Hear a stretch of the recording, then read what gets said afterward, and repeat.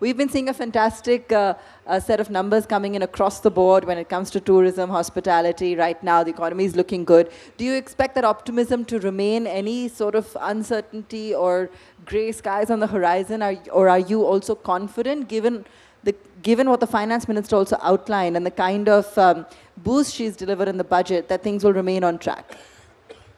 See, our industry is in the discretionary sector, and I feel that other than some new black swan event, I see the next 4 to 5 years for the hotel industry as just an upswing. So, in this industry, in fact, in the tourism industry, I just see positive waves going forward.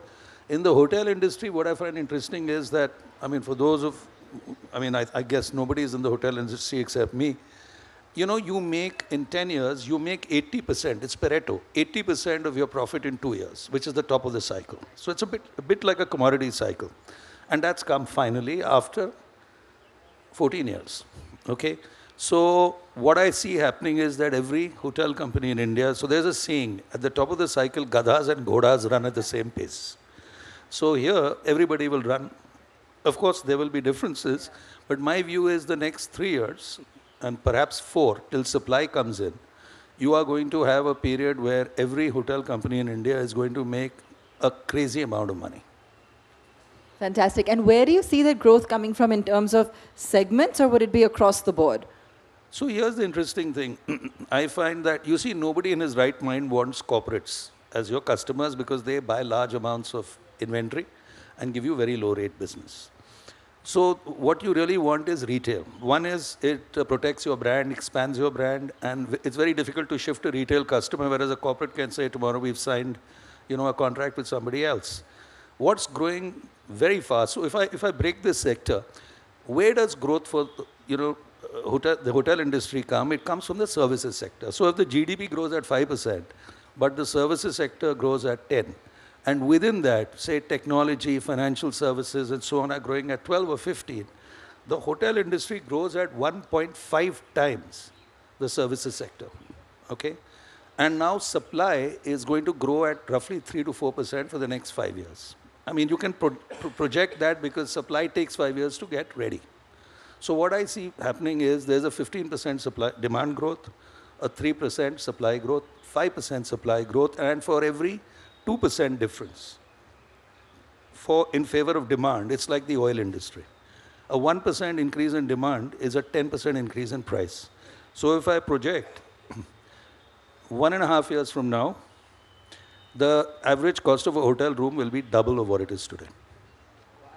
Okay, and that's operating leverage because there's no increase in cost. You'll see it from Q3, Q4 as companies report. Okay, so I guess my next question then would be, Navneet, do you see spending power? Do you see that demand? Do you see all the factors in place for, for that kind of demand to match what Patu's saying? Very clearly, I think over the last several years, we have seen a majorly consumption-led growth, but 1/3 of the economy, which is investment, and that you split between government capex, corporate capex, and household capex. Within that, government is surely leading from the front.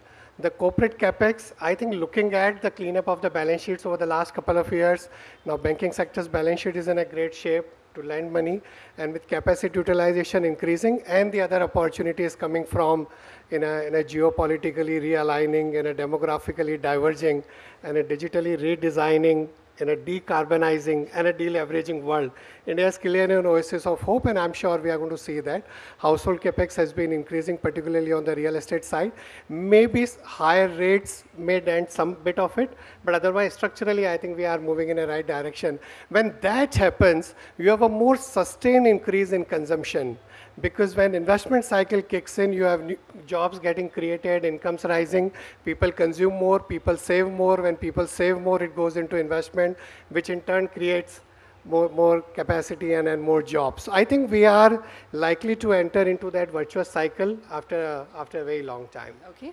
So let me ask you, Prashant, talking about savings, because there was also debate, it was playing out earlier, on one of the other panels and post-budget otherwise, in terms of whether or not this is going to result in less of a savings economy, or will it be savings of a different kind as the economy moves to different instruments? I think from the vantage point of life insurance, where we see a lot of savings come through, I think post-demonetization, we saw formalization, which led to savings flow through to companies like us, of course, to mutual funds. And I can see across all financial services cohorts a steady increase in savings inflows.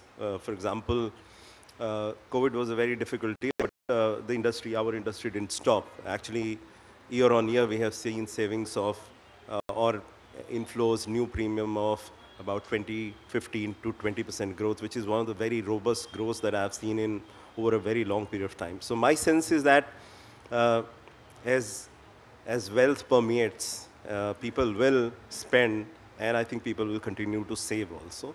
And I think that means an overall growth for all the sectors of economy. From our perspective, I think life insurance as a category holds license to be in several zones. And you must have read quite a lot about life insurance over the last couple of quarters. We have a new chairman who is very visionary, has a vision of where life insurance industry should be in by 2047, which is 100 years of independence. And I think across not just savings, plain savings, but retirement saving, pure protection, reaching out to tier 2, tier 3 and village levels, I think there's a lot of work that needs to happen. And I think all that is definitely good news. And personally speaking, I feel very optimistic about which way savings in general and life insurance in particular is headed. So a lot of this hinges on the capex push and the supply side measures that she's talked about. Pravesh, you talked about the absorption being perhaps a challenge. Would you like to elaborate a little bit more on that?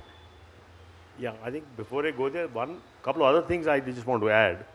What I find very redeeming is this long-term loan to states.